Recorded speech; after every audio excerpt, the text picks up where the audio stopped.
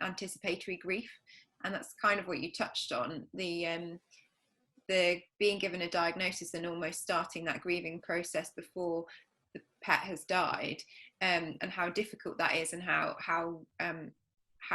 hard it is for owners to go through that and need the support. And I think you've touched on it there.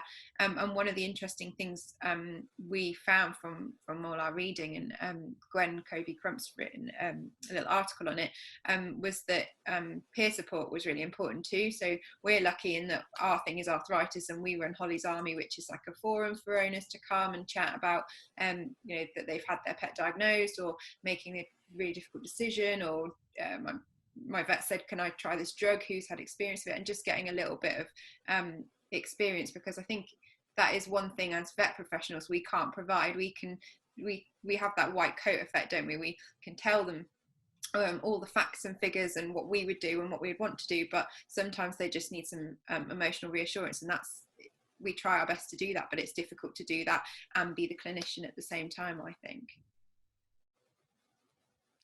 Yeah, and I think that's one of the challenges of client communication that is there. Different people actually want to know different information, and to read people is sometimes quite difficult. Sometimes people just want to know the warm and fuzzy about, oh, I give this, it's going to make my animal happy. Sometimes some people want to know all the detail, for example.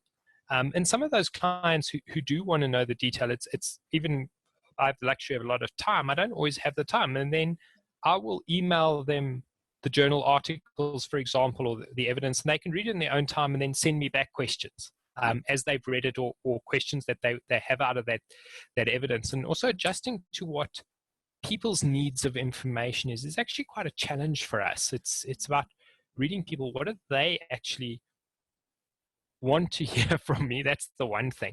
And I think from our side as well, we make judgments for clients often in therapy, and there's the ancient Greek philosophy of the doctor knows best.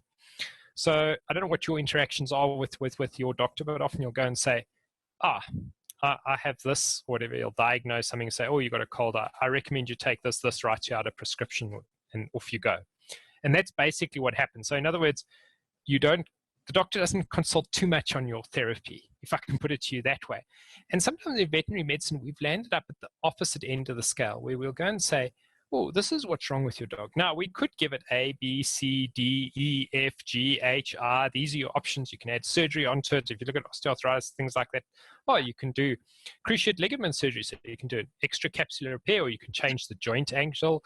You can do a tibial crest advancement, and you go through these lists. And some people say, oh, look, your dog's got cruciate ligament. It gets a TPLO, it has whatever the non-steroidals, and you do it. And so there's these two different philosophies that play. And one depends on personality type and perhaps when you're trained about those things. And my question is that some clients actually don't want the responsibility of making these decisions, and it's important to realize that.